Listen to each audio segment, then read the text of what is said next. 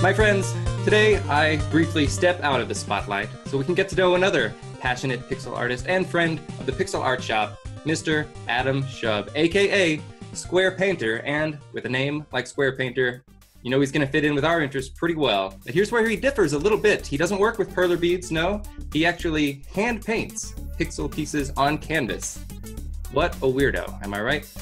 So let's give him a nice warm welcome. Adam, thank you so much for being here.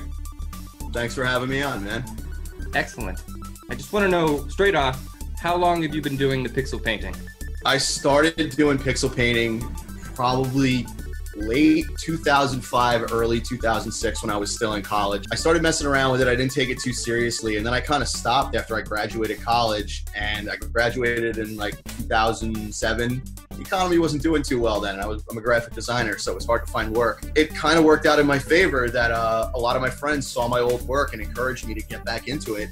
So started painting again in probably about mid-2008, did my first art show in early 2009.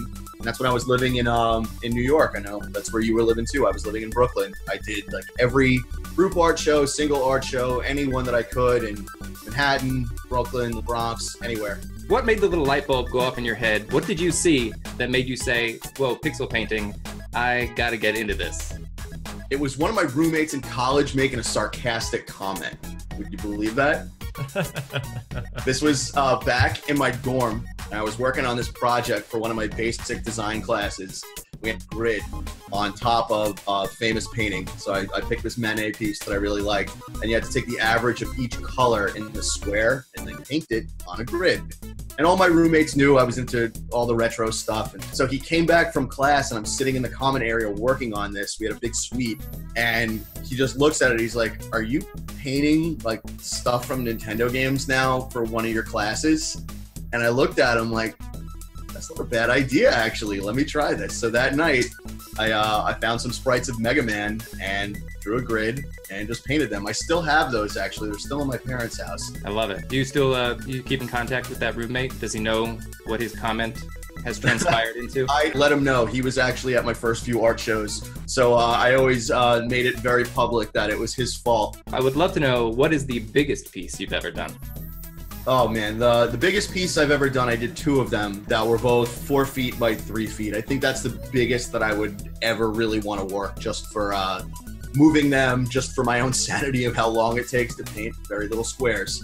The other one that I'm really proud of is one that I did of Super Empire Strikes Back, from the Super Nintendo game, and it's heavily edited. Honestly, for about 6-7 weeks, I was into that painting for literally 8, 9, sometimes 10 hours a day, just straight. And part of your process is you have to draw the grid before you can lay down any paint, right? Yes, I do. I hand grid every single one of my pieces. You can see in any of my speed painting videos that you know, everything is just a blank canvas. I always start with drawing out the grid.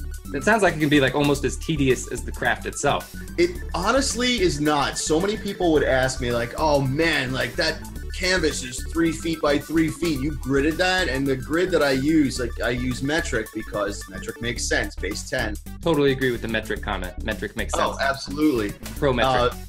Yes, go metric. But I use 1/2 centimeter squares, which actually is roughly the same size of a perler bead. I did some collaboration stuff with one of my friends years ago where I painted the backgrounds from Mega Man 3 from some of the bosses, and he did the floor and the sprite characters. So roughly the same size. What are you working on these days? What am I working on? Yeah, what are you in the middle of working on over there? Here, I have this one actually right here. I was working on it last night. You guys like Mega Man? Like Mega Man 2? I like Mega Man 2. I like Mega Man 2. I like the Mega Man 2 intro. Whoa, it keeps going. Yeah, there it is. Yep, 12 by 24. So yeah, I was working on the cityscape and the sky and everything. And obviously this is like way further down in the game. So I do all my layouts in Photoshop first. So everything is pushed up, and I moved like part of the building windows up just to get more of like a dynamic design. So yeah, maybe I'll do the greatest tonight. Now I can like hear the theme music looking at that, you know. Yeah.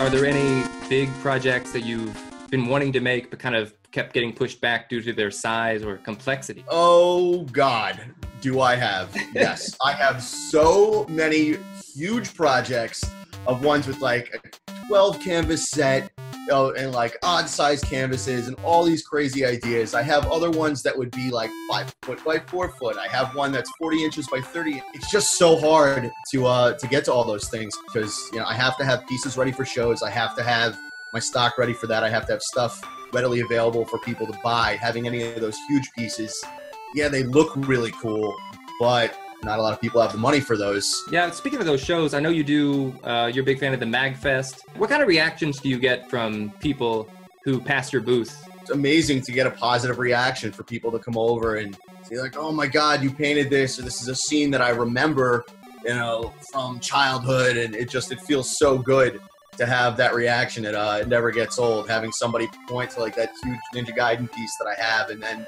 talking Ninja Gaiden with somebody for 15 minutes. It's great. I do find the art, like when I do shows or when I have my work on display, man, they're just talk about a conversation starter. You just instantly realize how much you have in common with this person. Very much so. Also, another part of, you know, trying to paint the really big pieces, there's a lot of obscure games that I want to do paintings from. And if I know I do those, I'm going to have that thing for probably 2 years before it goes to a good home. But when I have one of those and somebody knows what it is and they love the game as much as I do, it's like, come here, man, just give me a hug. So pixel art in general, would you agree it's kind of making a comeback like more than ever before, especially within the crafting community? Why do you think that is? Why is it more popular than ever now? Well, I just see it with the resurgence of retro gaming getting huge too. And, you know, we've been doing this for a long time and a lot of other people just want to get into it and try their hand at the medium. I get a lot of people that ask me like, oh, how do I do pixel painting? How do I get into it? How do I start? But it's very much synonymous with, you know, everybody getting into it with nostalgia, wanting to be creative, and just retro gaming as a whole getting so popular. Of course, Nintendo, you know, they're releasing those like mini consoles. Yep. Those are extremely popular. And then, but I remember my first like big resurgence of like, oh my gosh, I loved this. Where has this been? Was with the Wii's Virtual Console, where you could like download all those. Huge. Right? Yep. That was like the first time I had played those games in maybe a decade or more.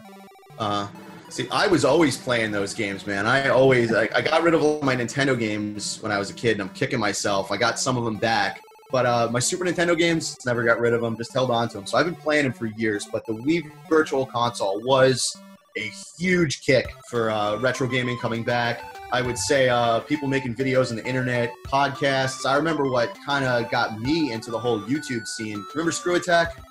Yeah, I remember Screw Attack. They were the ones, they were first hosting James Rolfe stuff, right? Yes, exactly. I think that's how we all back in the day found out about the nerd. I remember seeing like his Turtles video. That was the first one, and I was totally hooked on that. And that like was when I was getting into pixel art too and painting. So seeing that kind of resurgence, it just, you know, it was infectious. You know, we were talking about how when people see your art, they're just like taken back to their childhood, and very much same with like those nerd videos and anything else. It just comes gushing out of you. You can't help it. You just have so much to say about this that I couldn't say to anyone because there was no internet to say it on. Right. There never was. Or just a lot of the nerd videos that made us look at like, wow, Ninja Turtles was just really hard and I'm a kid and I'm not good at it yet. That's always what I thought. And in actuality was like, no, this game is not that well made. What are some of your favorite games from your lifetime? I know that's a big question. Retro. I'm going to go real obvious here. My favorite game of all time is Earthbound, as anybody knows. That's right, and you just released this Stranger Things Earthbound mashup piece. Yeah, yes, the Strange Earthbound thing. Earthbound is my favorite game of all time. Some of my other favorites, Super Mario World or Super Mario 3. I go back and forth on those two. Legend of Zelda, Link to the Past. Ninja Gaiden is my favorite game on the NES. Some of the games on Sega, Castlevania Bloodlines I love. Also Super Castlevania 4 on Super Nintendo. I love when those games came out. It was like mind-blowing. And then I guess more modern games, Fallout 4. I'm a huge Fallout fan. If you've seen me and Nina at shows, we might be in our full vault suits. Yeah, Fallout's a huge thing. A lot of other open world games I've really been getting into. The Mad Max game that came out 2 years ago was awesome. I love that game. I'm going to wrap this up here, but I would love to know if you have any tips for other people looking to get into the craft of pixel painting. Figure out your own style. figure out your own way to go about it. That's with any type of craft. There's like a basis to it, and then there's so many different ways to go about doing pixel art. You're gonna suck at first. Like even when I was doing conventions back then, and I had my layouts good, but I didn't have my technique down. Like, ooh, those are rough. Those are really bad. So after 9 years of, painting in my parents' bedroom and then doing shows in Brooklyn to doing countless conventions, I'm finally kind of happy with the art that I'm creating. I'm proud of you. I appreciate it.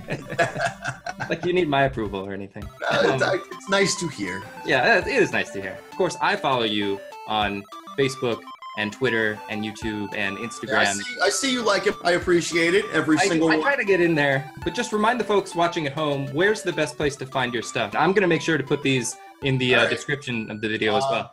It's super easy on Facebook, Twitter, Instagram, and YouTube. I managed to get Squarepainter on all of those. So have at it. Wow, well done. That is no easy task. Yeah, seriously. Do you ever find yourself overwhelmed by like how many social media platforms we need to be on? There's too many. Instagram is okay. Twitter, fine. Like I really don't like Facebook, but yeah. Last night I finished that Kirby piece, and I had to be up super early for work this morning, and I wasn't expecting the response I got from it, but my phone was just like zzz, zzz, zzz, like all friggin' night. And then people were asking me, "Oh, it's sold. When are you gonna have prints made? When are you gonna have prints?" And like, just let me breathe. They'll be there. Oh, that's great to hear, though, man. I mean, you deserve it. That's a really cool piece. Yeah, thank you.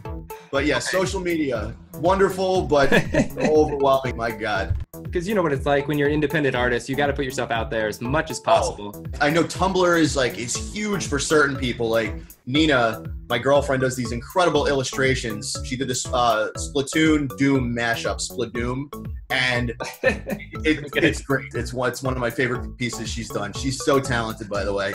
I mean, I tried Tumblr. That just doesn't work for me. If a social media platform is not like intuitive right away, and it's like, okay, I can figure out exactly how to do it. Like Instagram is very self-explanatory.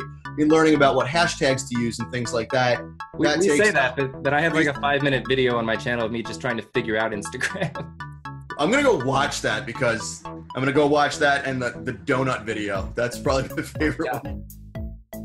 Well, I definitely recommend everyone check out your stuff, check out those channels that you just listed, because your work is incredible and very inspiring to myself, especially just being a lover of pixels that I am. In all seriousness, man, it really means a lot because, just mutual respect across the board. I love your work. I always, check out your videos. Congratulations on hitting 10,000 subs. Oh, thanks, man. Nuts. More than that, it's just like everyone leaving such positive comments and being so encouraging. And like I've had people that leave me comments on the newest videos that were there when I had 100 subscribers. It's really nice. No, it's great to see that too. I recognize screen names from back in my Screw Attack days in 2011 that have just been following me since then. And I met this one dude who's another illustrator at Long Island Retro Gaming, and I've seen his screen name for about 7 years now. So it's like I feel like I know you, man. It's great. Adam, AKA Squarepainter, I would like to thank you so much for speaking to me today and helping me kick off the new Artist Spotlight series. It was absolutely awesome to chat with you, talking some shop and talking some craft. I appreciate your passion as always. I hope to see a lot more great pieces from you, and I'm sure I will. I appreciate it. I got a lot more on the way, and best of luck to you with this new Artist Spotlight segment. I'm so happy. Thank you for having me be the first one on. That means so much. All right, man. Well, take care, and I'm sure I'll talk to you soon, okay? Yes, absolutely. All right. Later. Hey guys, thanks so much for watching the very first Artist Spotlight. This is a show I want to start doing regularly on the channel, talking to other artists and getting some insight into their process. A big thank you to Adam for doing the interview. More thanks to my Pixel pals on Patreon, especially my Pixel producers, you see them right there. Wouldn't be able to invest so much time and effort into more videos if it wasn't for them. And with the addition of Artist Spotlight, I see the channel growing and involving more people, and nothing makes me happier. See you soon with some fun new Perler projects.